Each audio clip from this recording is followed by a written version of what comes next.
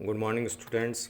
आज स्टैटिस्टिक्स के तहत अपन जो है वह एक नए चैप्टर को शुरू कर रहे हैं। कल आपको रिग्रेशन इक्वेशन, रिग्रेशन कोफिशिएंट से संबंधित अपन ने पिछले 3-4 उसमें वीडियो में बताने का प्रयास किया, और आज हम जो ले रहे हैं वह है इंडेक्स नंबर।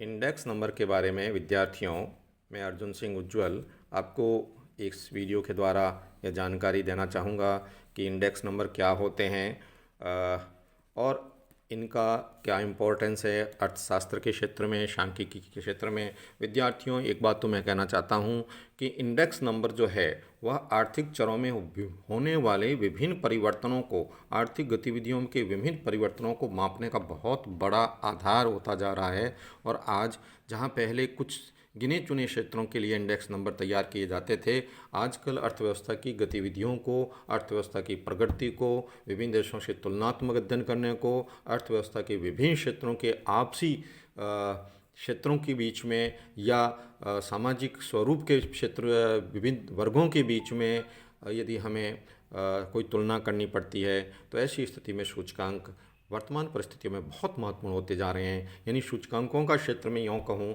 कि दिन प्रतिदिन बढ़ता जा रहा है। सूचकांक परिवर्तन मापने की एक विधि है। आर्थिक, सामाजिक और वैश्विक क्षेत्रों में समय के साथ साथ परिवर्तन होते रहते हैं। यदि दो अवधियों के में विभिन्न तथ्यों से संबंधित तुलनात्मक मूल्य समंकों में व्यक्त किए गए हैं तो तुलनात्मक सांख्यिकीय अध्ययन में सूचकांकों की महत्वपूर्ण भूमिका रहती है। सूचकांकों को मुद्रा के मूल्य में परिवर्तन के मापने की विधि भी माना जाता है। तो विद्यार्थियों, जैसा कि आपको बताया है कि यह विभिन्न अवधियों के बीच होने वाले परिवर्तन, आर्थिक घटकों में किस तरह से ट्रेंड रहा है, इसको देखने के लिए सूचकांक बहुत ज़रूरी हो रहे हैं। बाउले कहते हैं कि सूचकांक ऐसे कारकों के प्रभाव में परिवर्तनों के अध्ययन करने के लिए हैं जिन्हें प्रत्यक्ष रूप से मापा नहीं जा सकता। वे कहते हैं कुछ ऐसे फैक्टर्स हैं जिनका हम सूचकांक के द्वारा अध्ययन करते हैं। कौन सी फैक्टर्स बताएं जिनका हम प्रत्यक्ष रूप से माप नहीं कर सकते? बाउले कहते हैं कि उनका हम सूचकांक के आधार पर अध्ययन करते हैं। यदि हम किसी स्थान पर दो अवधियों के वस्तुओं के मूल्य में हुए परिवर्तनों, विदेशी व्यापार, औद्योगिक उत्पादन और रोजगार संबंधी क्षेत्रों में परिवर्तनों को मापना चाहे तो बिना सूचकांक के प्रयोग के बिना संभव नहीं है। जैसा कि बाउले की परिभाषा में बात आया कि जो फैक्टर्स हैं जिनका हम प्रत्यक्ष माप नहीं कर सकते, उनके लिए सूचकांक का बहुत ज़रूरी महत्व हो जाता है। तो सूचकांक को कहें तो एक विशेष प्रकार के माध्यम होते हैं जिसकी सहायता से काल श्रेणी और स्थान श्रेणी की केंद्रीय प्रवृत्ति को मापा जाता है। जैसे यदि हम ये कह सकते हैं कि 1997 की अपेक्षा, यदि सूचकांक की बात को आप थोड़ा सा समझने की बात करें कि 1997 की अपेक्षा 2002 में वस्तुओं के सामान्य मूल्य सूचकांक 150 रहे। जनरल प्राइस इंडेक्स जो है वह यदि 150 है तो इसका मतलब क्या हुआ? इसका मतलब यह हुआ कि 1997 की तुलना में 2002 में 50% मूल्य की वृद्धि हुई। तो कितनी महत्वपूर्ण बात है कि सूचकांक हमें किस प्रकार के संकेत देते हैं। सूचकांक के बारे में विभिन्न सांख्यिकीयों ने जो परिभाषाएं दी है, जिसमें हम कॉक्सटन और काउडेन के अनुसार कहें तो सूचकांक एक समूह से संबंधित चर मूल्यों के आकार या परिमाण में होने वाले अंतरों का माप करने के साधन है। क्या कहते हैं? Index numbers are devices of measuring the difference in magnitude of a group of related variables. यानी एक समूह से संबंधित चर मूल्यों के आकार में होने वाले अंतरों का माप करने का साधन है। सूचकांक के संबंध में कई परिभाषाएं दी गई है, और इन परिभाषाओं को यदि हम निष्कर्ष रूप में यदि देखें तो सूचकांकों की कुछ विशेषता निकल कर आती है। वो क्या क्या विशेषता निकल कर आती है? वह है कि सूचकांक एक संख्यात्मक माप है। क्या है? यह एक संख्यात्मक माप है। दूसरा कह सकते हैं प्रतिशतों का माध्य है। प्रतिशतों का माध्य है। तीसरी विशेषता निकल कर क्या आती है कि तुलना का आधार है, सूचकांक है वो तुलना का आधार है। चौथी विशेषता निकल कर क्या आती है कि तथ्यों को प्रतिशतों में व्यक्त किया जा सकता है। जो तथ्य है, तथ्यों को प्रतिशतों में व्यक्त किया जा सकता है। फिर पांचवी बात हम कह सकते हैं कि एक चर मूल्य से तुलना की जा सकती है। एक चर मूल्य से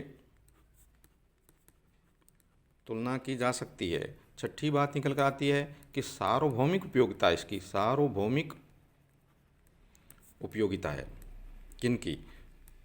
सूचकांकों की। देखिए, संख्यात्मक माप से क्या अभिप्राय है कि सूचकांक सदैव परिवर्तनों को संख्या में व्यक्त करता है, न कि गुणात्मक विवेचन के रूप में।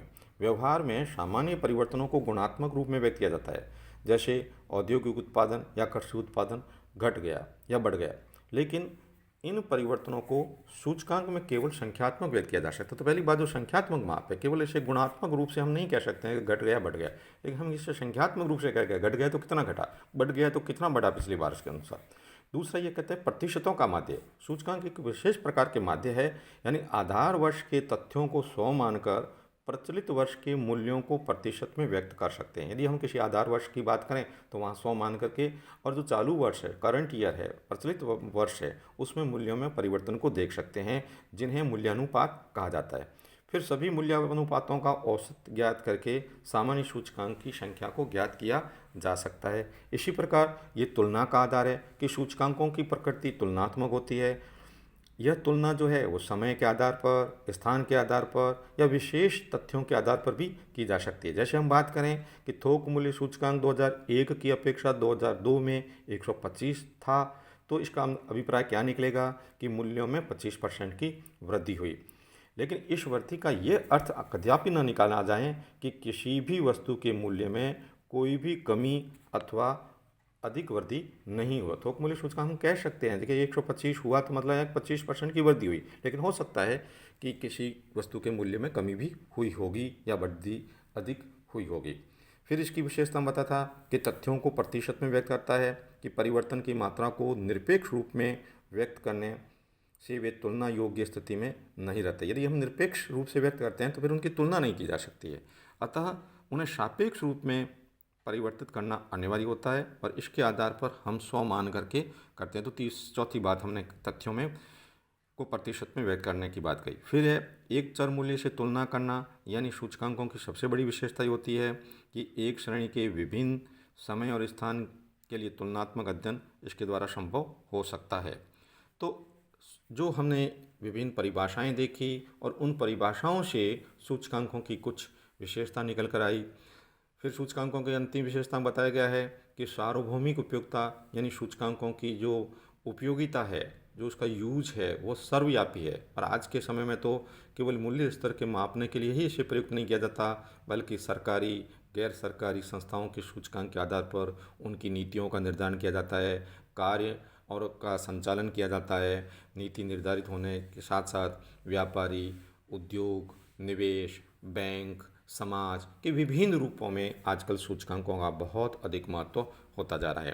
तो ये हमने सूचकांकों की परिभाषा के आधार पर इसकी बात कही।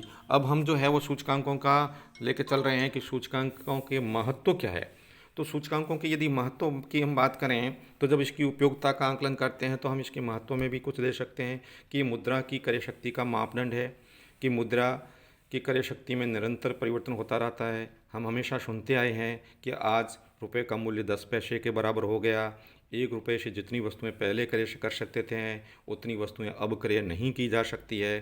तो मुद्रा का वास्तविक मूल्य क्या है, इसकी जानकारी हमें सूचकांक ही दे सकते हैं। वास्तविक मजदूरी का निर्धारण भी सूचकांकों के द्वारा संभव है। तो आप ये कह सकते हैं कि सूचकांक जो है यह अर्थव्यवस्था में बहुत महत्व या उपयोग के हैं, जिसमें हम पहला इसकी जो उपयोगिता बताई, इसका महत्व बताया है कि मुद्रा की क्रय शक्ति का मापदंड है।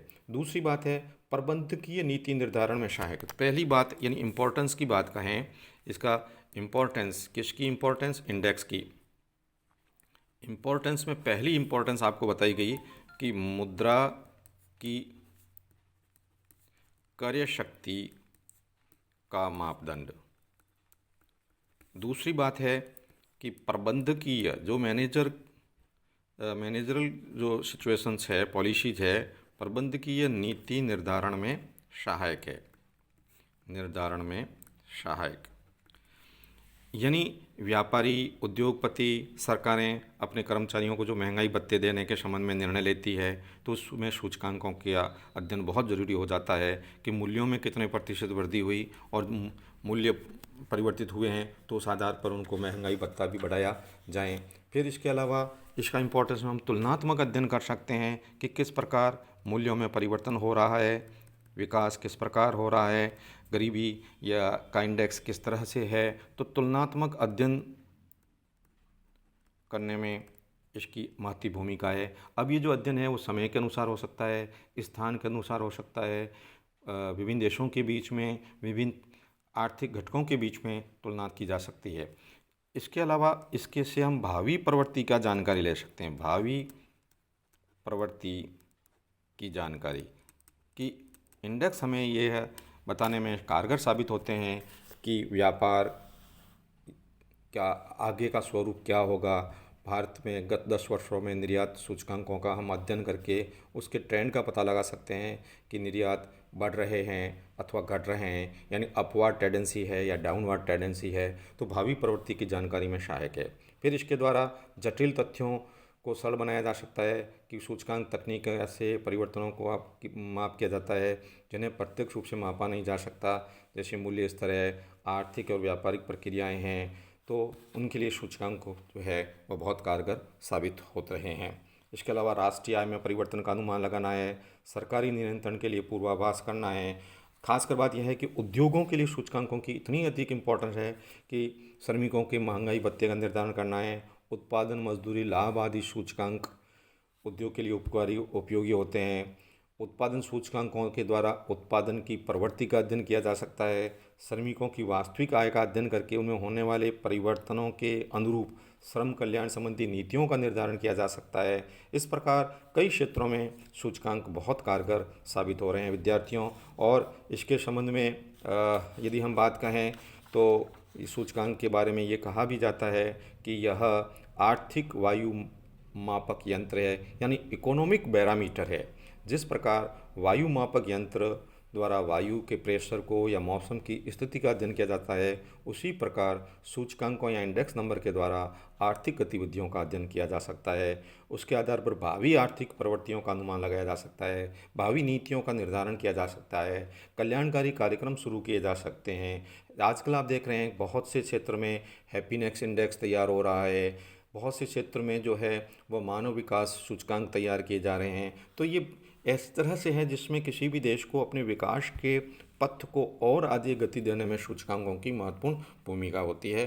तो धन्यवाद विद्यार्थियों, आज आपको सूचकांकों के बारे में सामान्य जानकारी दी। हम सूचकांक कैसे तैयार करते हैं इसके संबंध में आगामी वीडियो में आपको बताया जाएगा। सूचकांक से संबंधित सांख्यिकी में कैसे सवाल पूछे जाते हैं जो आपको हम आगामी वीडियो में उपलब्ध कराते रहेंगे। धन्यवाद। मैं अर्जुन सिंह उज्ज्वल जो सांख्यिकी के विभिन्न वीडियो आपको उपलब्ध करा रहा हूँ। इस संबंध में यदि आपको और कोई जानकारी चाहिए तो आप संपर्क कर सकते हैं। Thank you.